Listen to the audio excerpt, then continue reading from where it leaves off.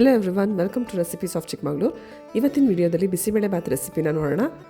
ಒಂದು ಕುಕ್ಕರ್ನಲ್ಲಿ ಅರ್ಧ ಪಾವು ಸೋನಾ ಅಕ್ಕಿ, ಅರ್ಧ ಪಾವು ತೊಗರಿಬೇಳೆನ ಚೆನ್ನಾಗಿ ವಾಶ್ ಮಾಡಿ ಅದಕ್ಕೆ 3 ಪಾವು ನೀರು ಹಾಕಿ ಅದನ್ನ ಅರ್ಧ ಗಂಟೆ ನೆನೆಯೋದಕ್ಕೆ ಬಿಡಿ. ಇದಕ್ಕೆ ಸಣ್ಣದಾಗಿ ಹೆಚ್ಚಿರೋ ಅಂಥ ಕ್ಯಾರೆಟ್ ಮತ್ತು ಬೀನ್ಸ್ನ ಹಾಕಿ ಸ್ವಲ್ಪ ಅರಿಶಿನ ಪುಡಿ ಮತ್ತು ಸ್ವಲ್ಪ ಎಣ್ಣೆನ ಹಾಕಿ ಕುಕ್ಕರ್ ಲಿಡ್ ಕ್ಲೋಸ್ ಮಾಡಿ 5 ವಿಷಲ್ ಬರ್ಸ್ಕೊಬೇಕು. ಇದನ್ನು ಬೇಯಿಸುವಾಗ ಉಪ್ಪು ಹಾಕಬಾರ್ದು, ಆವಾಗ ಬೇಳೆ ಸರಿ ಬೇಯೋದಿಲ್ಲ. ಒಂದು ಅಗಲವಾದ ಪ್ಯಾನ್ನಲ್ಲಿ 2 ಟೀ ಸ್ಪೂನ್ ಅಷ್ಟು ತುಪ್ಪನ ತಗೊಂಡು ಅದಕ್ಕೆ ಸಣ್ಣದಾಗಿ ಹೆಚ್ಚಿರೋ ಅಂಥ ಈರುಳ್ಳಿನ ಹಾಕಿ ಈರುಳ್ಳಿ ಚೆನ್ನಾಗಿ ಬೇಯಕ್ಕೆ ಬಿಡಬೇಕು. ಬೆಂದಿರೋ ಅಂಥ ಬೇಳೆ ಮತ್ತು ಅನ್ನ ತರಕಾರಿ ಮಿಶ್ರಣನ ಚೆನ್ನಾಗಿ ಮ್ಯಾಶ್ ಮಾಡಿ ಇಟ್ಕೊಬೇಕು. ಈರುಳ್ಳಿ ಚೆನ್ನಾಗಿ ಬೆಂದಾದಮೇಲೆ ಅದಕ್ಕೆ ರೆಡಿಮೇಡ್ ಬಿಸಿಬೇಳೆ ಬಾತ್ ಪೌಡರ್ನ ಒಂದು 4 ಟೇಬಲ್ ಸ್ಪೂನಷ್ಟು ಹಾಕಬೇಕು.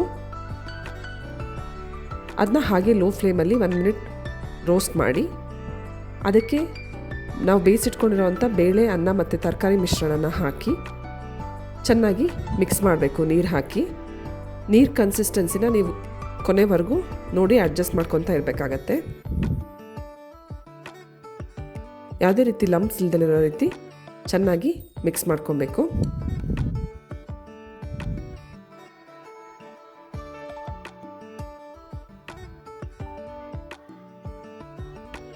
ರುಚಿಗೆ ತಕ್ಕಷ್ಟು ಉಪ್ಪನ್ನ ಹಾಕಬೇಕು. ಉಪ್ಪು ಮತ್ತು ನೀರನ್ನ ಹಾಕಿ ರುಚಿ ನೋಡಿ ಮತ್ತೆ ಅಡ್ಜಸ್ಟ್ ಮಾಡ್ಕೊಬೇಕಾಗತ್ತೆ. ಸ್ವಲ್ಪ ಟೇಸ್ಟಿಗೆ ಅಂತ 1 ಟೀ ಸ್ಪೂನ್ ಅಷ್ಟು ಸಕ್ಕರೆನೂ ಹಾಕ್ತಾಯಿದ್ದೀನಿ ನಾನಿಲ್ಲಿ. ಒಂದು ಸ್ವಲ್ಪ ಹುಣಸೆ ಹಣ್ಣನ್ನ ನೆನೆಸಿಟ್ಕೊಂಡು ಅದರ ರಸನೂ ಆ್ಯಡ್ ಮಾಡ್ಕೊಬೇಕು.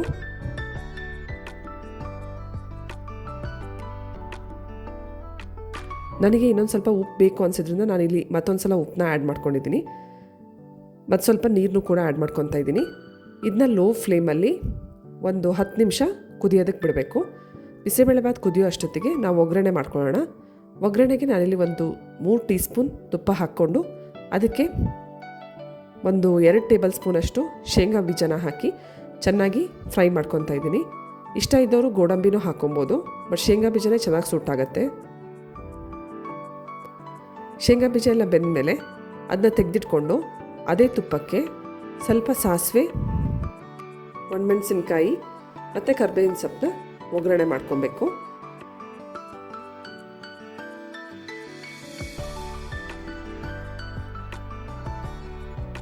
ಕೊನೆಯಲ್ಲಿ ಸ್ವಲ್ಪ ಇಂಗನ್ನು ಕೂಡ ಸೇರಿಸಬೇಕು.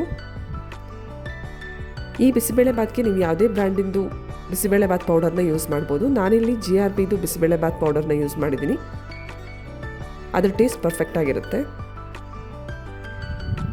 ಒಗ್ಗರಣೆ ರೆಡಿ ಆದಮೇಲೆ ಬಿಸಿಬೇಳೆ ಬಾತ್ ಕುದ್ದಿರುತ್ತೆ, ಅದಕ್ಕೆ ಆ್ಯಡ್ ಮಾಡಿ ಬೇಯಿಸಿರೋವಂಥ ಶೇಂಗಾ ಬೀಜನ ಆ್ಯಡ್ ಮಾಡಿದರೆ ರುಚಿಯಾಗಿರೋಂಥ ಬಿಸಿಬೇಳೆ ಬಾತ್ ರೆಡಿ ಆಗುತ್ತೆ.